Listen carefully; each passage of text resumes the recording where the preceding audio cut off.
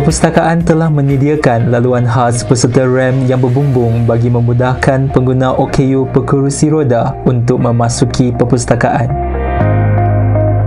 Selain itu, terdapat 3 parkir khusus pengguna OKU di hadapan bangunan perpustakaan dan berhampiran dengan laluan khas.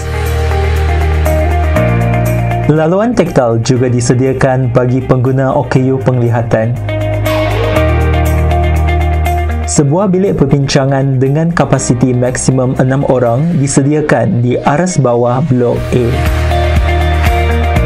Jika inginkan ruang belajar peribadi, terdapat 5 buah bilik carer khusus untuk anda, pengguna OKU di aras bawah dan aras 2 Blok A perpustakaan. Perpustakaan juga dilengkapi dengan mesin pencetak Braille jenis embosser yang boleh membantu pengguna OKU penglihatan untuk membaca.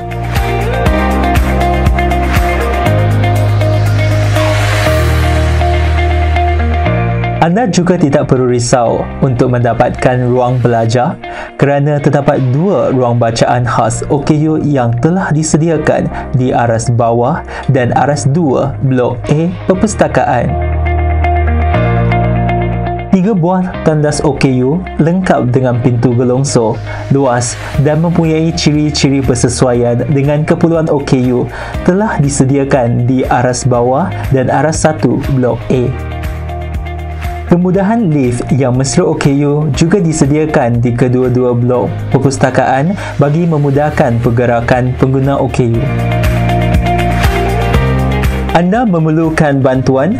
8 orang pegawai telah dilantik sebagai Buddies Adlib yang akan menjadi pemudacara bagi pengguna OKU. Buddies Adlib juga bertanggungjawab memberi khidmat bantuan bagi mendapatkan bahan rujukan untuk peminjaman dan pemulangan secara temujanji. Anda juga boleh membuat temujanji awal bersama Buddies Adlib untuk sesi literasi maklumat. Laman web perpustakaan telah ditambah baik dengan satu ikon untuk tetapan OKU yang membolehkan pengguna OKU penglihatan memilih saiz tulisan dan latar warna yang bersesuaian. Assalamualaikum dan salam sejahtera. Dalam usaha membina kecaknaan dan memupuk sikap prihatin terhadap golongan OKU, UPM amat komited melaksanakan inisiatif Kampus Inklusif OKU.